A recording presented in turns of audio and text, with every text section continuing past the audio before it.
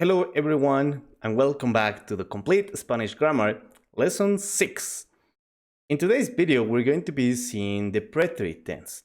Now, the Complete Spanish Grammar book has this weird structure for the topics they present.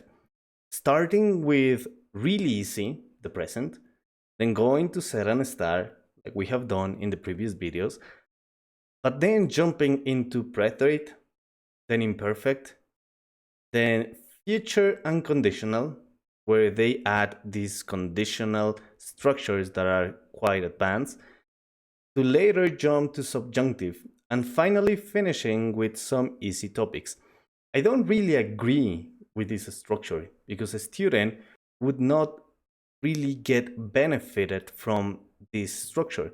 When I finish these videos, I will be creating a playlist on my channel with a little bit more approachable or manageable actual path for students who want to learn from the very, very basic to the very, very advanced using this book. Don't get me wrong, the book is really good. It's just the structure that I don't really like. So, without further ado, we are going to start with today's video. Now, like I said, we're going to be seeing the past tense in Spanish. The only situation is that the past tense in Spanish is a little bit different from English. Whereas in English, you have one, Spanish has two. Which ones are those two? Well, you have the preterite and the imperfect tense. They are the equivalent for the past simple tense in English. When you do an action in past, like I ate yesterday, that is either preterite or imperfect. In today's video, we will be seeing the preterite tense. And to make it a little bit more enjoyable and a little bit more memorable as well, we're going to be using a theme. That theme is going to be the zombie theme. And here we're going to be introducing Mike. Mike is going to represent the students who learned the preterite early on in the classes. He's going to show how students sometimes they get really distressed by the preterite tense. That is not really hard. It has a structure. You just need to follow them. Okay? But this is going to represent how preterite starts normal and it will end up really weird. First, we're going to divide today's video in two sections, the conjugation section and the uses. The conjugation section is going to be the longest. The uses are really easy. There are only 4 uses, basic uses for the preterite, which if you really remember it, you will be learning probably the 80% of the uses of preterite. The other 20 are a little bit more specific, but not necessary to actually improve your Spanish. So let's start with conjugations. The very first conjugation is going to be the regular verbs. There are regular verbs and there are irregular verbs as well. Now, when it comes to regular verbs, once more, we're going to divide them into AR verbs, ER verbs, and IR verbs. Let's start with AR verbs. Different from the present tense, where the conjugation of the yo form finishes in an O, in this time you're going to finish with an E. Once again, a tilde or a accent mark. The to form is going to be the haste in the case of the AR verbs. Usted, ella, and él is going to have that O with the tilde. Nosotros is going to be amos, the same as present. Ellos, ellas, and ustedes is going to be Aaron. What about the ER and the IR verbs? Luckily, they're going to be using the same ending. In this case, you're going to have an I with a tilde, iste for the to form, yo for the usted, él, and ella, imos from the present conjugation is the same one, ellos, ellas, and ustedes is going to be hicieron. To conjugate, you just need to remove the AR or ER or IR, depending, and add these endings. So you will have hablé. Notice that in this case, the accent mark actually makes an emphasis or an intonation in that syllable. It's not going to be hable, like in present, but it's going to be hable. So that emphasis is going to be in the last syllable. Hable. Tú hablaste. This one is not in the last one, but it's in the second one. Hablaste. Usted habló. Él habló. Ella habló. Nosotros hablamos is the same pronunciation. So how do you differentiate from present to past? Context. Context will tell you if the verb is in past or if it's in present. Ellos, ellas, ustedes hablaron. What about the ER or IR verbs? Same logic.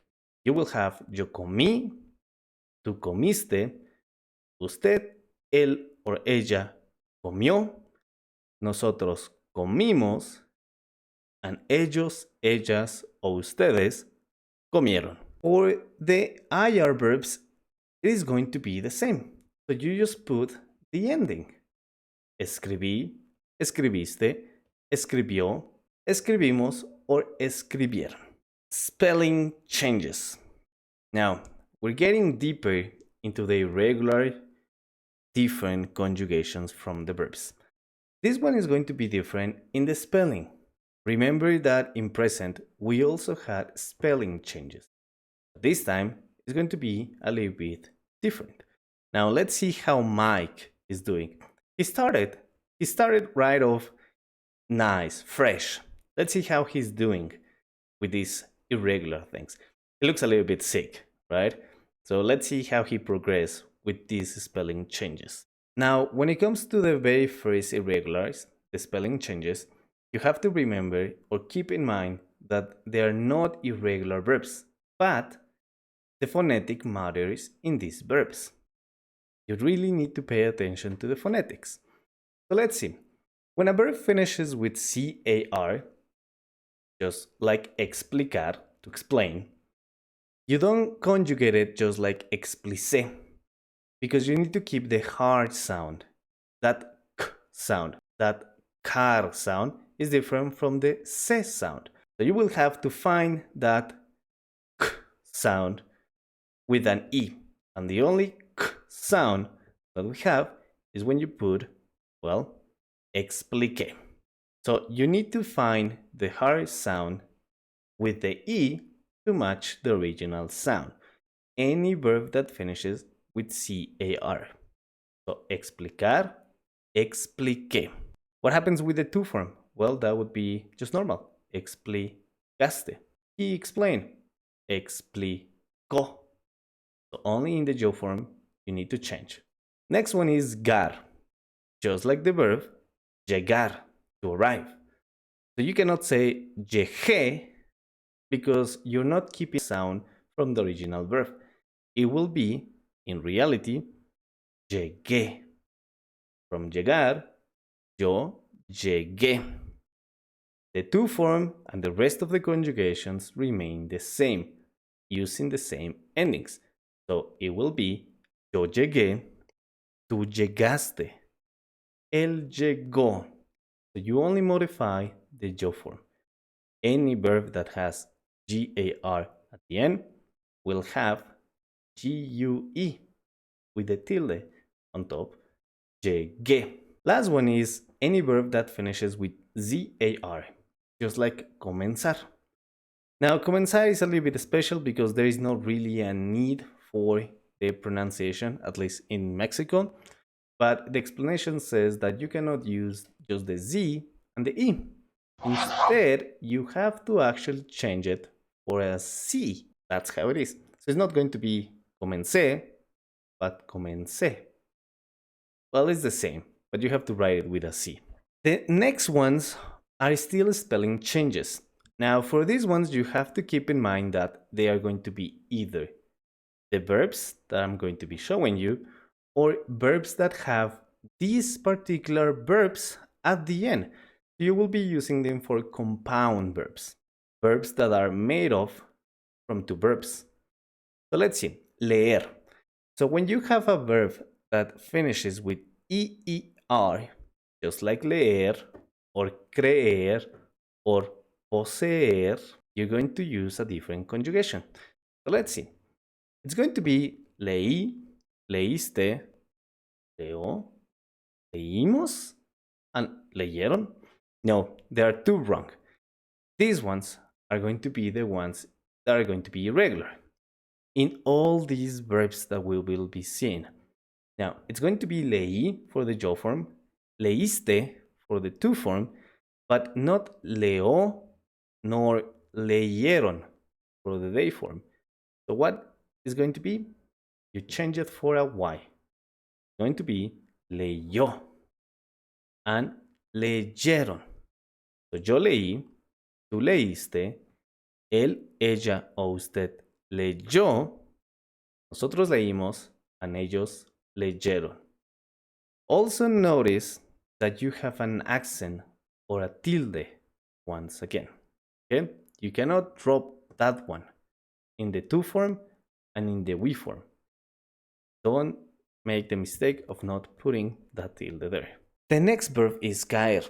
Whenever you have a verb that is either caer or finishes in caer, like decaer, to decay, or to go bad, you will be using the same logic. In the he, she, or they form, you're going to need a y.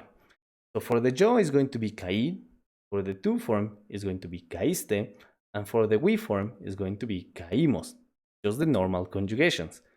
But for the he form, cayó, and for the they form, cayeron. You change that I for a y. Cayó, yeron. Next one is oír. Once again, the verb oír or any verb that uses oír at the end. For the yo form, for the tu form, and for the we form is going to be the same. Yo oí, tú oíste, nosotros oímos. For the he form, él oyó, and for the they form, ellos oyeron. Huir is a little bit special. Huir is just like leer. When a verb finishes with UIR, you will have the same irregularity for the he form or the they form. So, yo huí, tú huiste, nosotros huimos. But he huyó and they huyeron. Remember, the H is silent in case you pronounce it as huir. No, it's just huir. The last one is extra. You don't really need to remember this one because it's not really that used. Roer is to gnaw, like a rat would gnaw, just like Bart in that episode where Homer thinks he's a rat. ¿Cómo olvidarme del niño rata? Niño rata, eso ofende, viejo. So roer will be any verb that it is either roer or finishes in oer. For the yo form would be roí. For the tu form will be roíste. For the we form is going to be roímos. For the he and for the they, royó and royeron. Next irregulars are the stem changing verbs. Remember, also in present we have the stem changing verbs. They have an irregularity in between, not at the end, but in between. Now let's see how Mike is doing. He looks a little bit tired just because of seeing too many irregular verbs so far, but I think he's looking a little bit more sick. So let's see how he's doing with this preterite thing. He looks a little bit more decay, doesn't he? Tired of this past, of these preterite irregular verbs. Hopefully, you're not feeling like Mike. But I am feeling like Mike. These videos are getting bigger and bigger every single time. First they were 20 minutes, now it's getting probably beyond 40. So I think that in the future, if a video gets this long, I will be splitting it in two, making two videos out of one. For the stem changing verbs, I hope you remember from the present tense that we have this inverted triangle. If you don't remember this inverted triangle, please look at the video, it should be in that corner. The inverted triangle was to explain the stem present irregular verbs. Now, in this part of the preterite tense, we're going to be using two levels of this inverted triangle. It's going to be the level 3 and the level 4. Specifically, the O for UE and the E for I. So let's start with this first. So let's start with sentir first. Sentir is going to be conjugated like this. Sentí, sentiste, dio, dimos, and sintieron. Except it's not going to be using these two, sentió or sentieron. It's going to be different, but normal in the other ones. So what is the different conjugation for these stem changing ones? It's not going to be sentió, it's going to be sintió and sintieron, because you have the stem change. Just like in present, you change the E for an I. So that is going to be any verb that has an E before an IR ending will have in the he form or the they form this E change for an I. The rest of the conjugations, the yo form, the tu form, or the we form, are going to be normal. Now for dormir, it will be dormí, dormiste, dormimos, but what about the he and the they form? The logical thing using the inverted triangle would be to change the O for UE. But no, in reality we're going to change just that O for a U. So that will be yo dormí, tú dormiste, él durmió, nosotros dormimos, and ellos durmieron. So the yo form, the tu form, or the we form are not irregular, but the he and the they form, with a stem change from an E to an I or an O to a U. Now the next two verbs are special because one is the whole verb and the other one is a compound verb that uses the first one. Reír, to laugh, is going to be reí, reíste, reímos. But notice that there is an accent on the iste from the U form and the imos from the we form that does not exist in the previous two above. Now, for the he form and for the they form, they are going to be rió and rieron. I put them in purple because they actually omit the e and just put the ending for the he or for the they form. So there is no e. It's just going to be rió. It's just going to be rió and rieron. The next one is sonreír. That uses reír at the very end. Because it uses reír, it's going to be using the same exact conjugation, just with the letters son before the verb. So sonreír will be sonreí, sonreíste, sonreímos. For the he form, sonrió, and for the they form, sonrieron. We are seeing the stem changing verbs, but inside this category, there is a subcategory, the irregular stem changing verbs, where Mike is now looking a little bit more and more sick of these irregular verbs from the preterite. Hopefully, and I really say it, hopefully you look better from actually seeing that many irregular verbs. The conjugation for these ones are going to be divided in categories. The categories are going to be using that letter. Now this is the J category. They're going to be using a J somewhere in the middle. That's why they are irregular from the stem category. Now we're not going to be using the original conjugations, the E, aste, o, amos, or aron. Nope, we're going to be using something a little bit more different. We're going to be using slightly modified endings. These are going to be the modified endings for the stem irregular changing verbs. So it's going to be an I, iste, o, imos, and hieron. And there is no tilde on the E nor the O. It's just going to be using these ones, but with no tilde. Let's see the very first verb. Conducir, to drive. Conducir finishes with cir, but also ducir. So the rule here is any verb that finishes with ducir is going to be using these endings plus a J. So how is it going to be? You're going to keep the D and the U, and you're going to add a J plus the ending. It's going to be looking just like this. Yo conduje. You keep the D and the U, you remove the CIR, you put the J, and put the new ending. Yo conduje. Tú condujiste. Él condujo. Nosotros condujimos. And ellos condujeron. But not so fast. Not going to be condujeron, but actually condujeron. Why? Why is this happening? Well, it's because of phonetics once again. So you cannot say condujeron, you will have to say condujeron. This phenomenon only happens for the J group.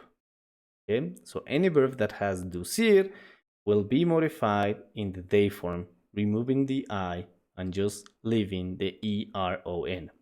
Let's see another one that has ducir, producir.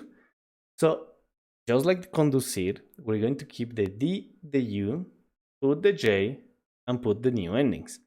So yo produje, tú produjiste, él produjo, nosotros produjimos, and ellos is not produjeron, but produjeron. And there are two extra verbs that you need to remember in this category. The very first one is going to be traer.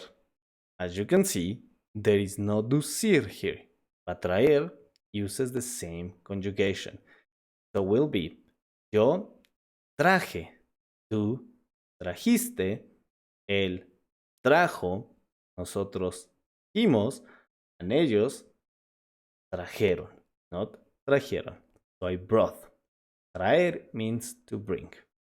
And the second verb is going to be decir, to say or to tell. So yo dije, tú dijiste, él dijo, nosotros dijimos, and ellos dijeron. Notice that this one changes the E or the I. It's getting weirder and weirder. The verbs are decaying, just like a zombie. Start learning with a professional teacher. Classes are tailored according to your level. And your progress is important, so I keep track of how you're doing so you're always achieving more. Book a trial class and start your language journey now. The next one is going to be UB. Just like the previous one with a J, these ones are going to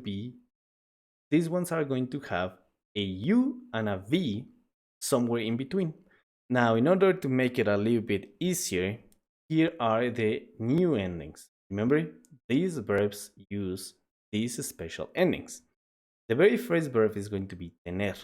Luckily, these irregular verbs are going to be the most used ones, so you will be actually remembering these ones faster. Tener is going to be keeping the T as the stem part, then having the UV and adding the ending. So, yo tuve, tú tuviste, él tuvo, nosotros tuvimos, and ellos tuvieron. This one keeps the I from the tuvieron form. There is no more exception in this one. Estar is an next verb. Yes, from the two to be verbs, we're going to be having estar here. So we're going to keep the est as the stem part, adding the uv, and then adding the endings. So yo estuve, tú estuviste, él estuvo, nosotros estuvimos, and ellos estuvieron. The last one is andar. Andar means to walk, but at some point also means to be, just like estar. So it's going to be and as the stem part, UB, and then the ending. Yo anduve, tú anduviste, él anduvo, nosotros anduvimos, and ellos anduvieron. This next category is the you one. It is going to be using a you in between, somewhere in the middle. But just like the zombie, it starts decaying more and more. So there are going to be a little bit more extra steps you need to follow. So let's see the very first verb, poder. You're going to keep the P, but also the D. And where do you put the U, you may ask? In between. So you will be saying, yo pude. You keep the P, you put the U, then you keep the D, and then you put the ending. So the stem is somewhere surrounding the U this time. So tú pudiste, él pudo, nosotros pudimos, and ellos pudieron. Saber, just like a zombie, it's a little bit more and more and more decomposed. So saber, you might think, is going to keep the S and the B, but not. You're going to keep the S, and you are going to change the B for a P. It will be supe. Tú supiste, él supo, nosotros supimos, ellos supieron. Poner is just like saber, but it's getting weirder and weirder. So once again, you're going to keep the P, but you're not going to keep the N. Instead, you're going to keep the P and substitute the N for an S. So it's going to be P-U-S-E. Yo puse, tú pusiste, él puso, nosotros pusimos, and ellos pusieron. Last one is caber. Just like the previous two, there is going to be some sort of change in between. You're going to keep the C. You're going to change the B, just like saber, for a P. So it will be yo cupe, tú cupiste, él cupo, nosotros cupimos, and ellos cupieron. Only 4 verbs, just like the previous categories, are the ones affected with this irregularity. The last verb here is haber. Haber is super special in this case when it comes to past. Haber is going to be using only one conjugation. It's not going to be using the yo, nor the tú, nor the nosotros, nor the ellos form. It's going to be using only the he form. So it will be hubo. But it's not even conjugated as in él, ella, or usted. It's just going to be hubo, as in there was or there were. Next group is the I group. In this one, you have venir. So just like the previous ones, you change the E for the I in this occasion. So it will be yo vine, tú viniste, él vino, nosotros vinimos, and ellos vinieron. Hacer. Yo hice, tú hiciste, él hizo. Told you. It's getting more and more weirder. You need to keep the Z. This one is a little bit more of a phonetic change. If you kept the Z, it will be sounding something like ico. So we need to have that S sound. So we need a Z. Hizo. Él hizo, not el ico. Nosotros hicimos, ellos hicieron. Querer. Yo. Wait a minute. How would it be? Querer. You would have to put quiero, but no, it's not quiero. Once again, the zombie getting more and more decomposed. It's going to be yo quise, tú quisiste, él quiso, nosotros quisimos, and ellos quisieron. You have an S after the I and before the N. Finally, we have the totally irregular verbs. Ultimate, the most irregular one. So let's see how Mike is doing after all these irregulars, after remembering all these irregulars from Preterite. So he was not looking good last time we saw him. Let's see how he's looking after we are seeing the totally irregular verbs. Yep, he's totally decomposed. Hopefully you're not like him after all these irregulars that you have seen. Now, let's see the totally irregular verbs. There are only 4 totally irregular verbs. Luckily, and as you can see in the previous groups, there are not that many.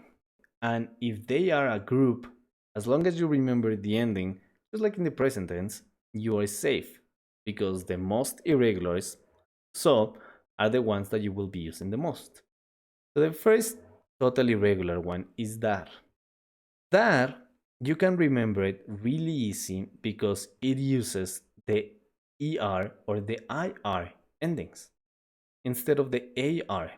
It's not going to be yo de, but yo di.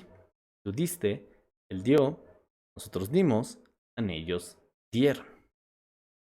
The next one is ver. Ver is going to be vi, viste, vio, vimos, and vieron. And the last 2 are the easiest out of the 4 because ser is going to be fui, fuiste, fue, fuimos, and fueron. And why so simple? Because as long as you remember ser, you will also be remembering the conjugation of the ir form to go. They are the same exact conjugation. You may ask, how do I differentiate these 2 verbs? Once again, context. Context is king when it comes to learning any language. You cannot confuse these verbs whatsoever because they will be used in different instances. So, as long as you remember ser is the same as ir in preterite, you can either remember ser or ir, and you will be remembering both. Finally, we have gotten out from the conjugation theme, that zombie theme that was confusing, and it started getting more and more and more confusing.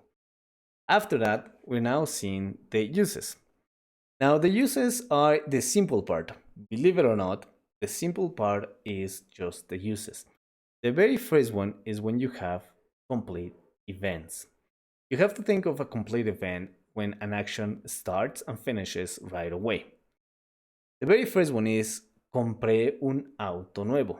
Imagine this situation. When you buy a car, the buying process is when you probably hand over the money or the card or the credit card and you buy the car and the action is done. So that's a complete event. It started and it finished in just seconds. The next one is a little bit more precise. Mike nació en 1995. Mike was born in 1995. Nacer doesn't really take that much time, unless there is a complication. But when a person is born, it takes seconds to get out of the womb of his or her mother. So the complete action was be born. So Mike nació. Third one is vi Titanic en el cine. I saw Titanic at the theater. Now, when you saw Titanic, it had a beginning, it had an end, the action is complete. The action is now in the past and is complete. You watch, you saw Titanic. Last one is me rompí el brazo. I broke my arm. And in this case, the action is already complete, right? Because breaking an arm, I really don't want to think about it, but it doesn't really take that much time, right? It's just, milliseconds to break an arm? So the action is completed. Next one is beginnings and ends. This one is specifically addressing 4 verbs. Empezar, comenzar, terminar, and acabar. So let's see their examples. La película empezó. Just the movie started. We're talking about the beginning, right? Mike comenzó a correr. Mike started to run. You can talk about actions that begin just like raining, running, eating, something that starts. But also you can talk about the endings. So, my class, so mi clase terminó tarde. My class finished late. We are talking about the ending part, not the beginning. Mi clase terminó. And last one, acabé la tarea. I finished the homework. Yo acabé la tarea. So we're talking about the ending of doing the homework. Acabé la tarea. Specific times and dates is the third one, because when you talk in past, you need specific moments in the past to describe when an action happened. So when you have a specific time or date in past when an action happened, you use preterite. Mike fue a la tienda a las 8. A las 8, at 8, is when Mike went to the store. So fue, he went to the store at 8. Notice that we are using fue. Fue is the verb ir, in this case, went. It cannot be the verb ser, although it's using the same conjugation, because the sentence would not make sense. Mike was to the store at 8? It's not correct. Also, ir uses the preposition a in front. So that fue a is going to be Mike went to the store at 8. Susan vivió en Cuba 6 meses. 6 months are specific times. When you have an amount of time that is specific, you use preterite. Susan lived in Cuba 6 months. Leí Harry Potter hace un año. I read Harry Potter a year ago. This is specific. Probably is the same day you're speaking the moment you finished reading Harry Potter. Finally is events, but not just events. There are events in a sequence. When you have a sequence of events in order, hence the sequence, you will be using the preterite. So, a las 8 me levanté y fui al baño. Desayuné huevos y salí al jardín. Vi a mi vecino y después su perro me mordió. At 8, I got up and went to the bathroom. I had eggs for breakfast and I went outside. I saw my neighbor and then his dog bite me. There is a sequence. You cannot have breakfast and then get up. Or you cannot go out and then get up. No, you have to first get up and then go out. Or have breakfast or go to the bathroom. Conversation time. Remember, we're going to be reading it slowly the first time, fast or at normal pace the second time, and later we're going to be seeing the translation. So you have person A and person B. Person A. Ayer salí con Mary Jane. ¿Qué? ¿Mary Jane, la de Spider-Man? Sí. Pasé a su casa y fuimos a comer a Burger King. ¿A Burger King? Ella dijo que es su lugar favorito para comer. ¿Dijo algo sobre Spider-Man? Dijo que es muy celoso y grosero. ¡Órale! ¿Y por qué traes un ojo morado? Spider-Man apareció y me golpeó. Normal pace. Ayer salí con Mary Jane. ¿Qué? ¿Mary Jane la de Spider-Man? Sí, pasé a su casa y fuimos a comer a Burger King. ¿A Burger King? Ella dijo que es su lugar favorito para comer. ¿Dijo algo sobre Spider-Man? Dijo que es muy celoso y agresivo. ¡Órale! ¿Y por qué traes un ojo morado? Spider-Man apareció y me golpeó. Let's see the translation. Ayer salí con Mary Jane. Yesterday, I went out with Mary Jane. ¿Qué? ¿Mary Jane la de Spider-Man? What? Mary Jane, the one of Spider-Man? So the construction la de Spider-Man is when we get rid of the girl of Spider-Man, the girlfriend of Spider-Man. It's just the one girlfriend, the girlfriend of Spider-Man. Sí, Pasé a su casa y fuimos a comer a Burger King. Yes, I picked her up at her home and we went to eat at Burger King. ¿At Burger King? Ella dijo que es su lugar favorito para comer. She said that it is her favorite place to eat. ¿Dijo algo sobre Spider-Man? Did she say anything about Spider-Man? Dijo que es muy celoso y agresivo. She said that he is very jealous and aggressive. ¡Órale! ¿Y por qué traes un ojo morado?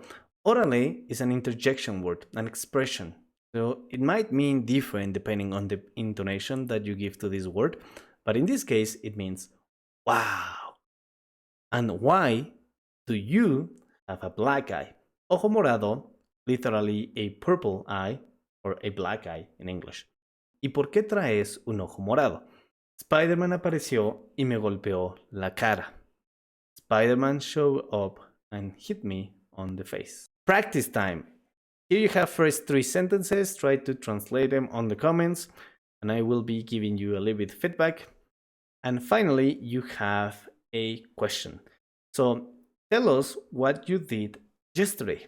Try to use the preterite tense to tell me what you did yesterday. You can use the sequence structure, or you can tell me specific time or dates to describe what you did yesterday.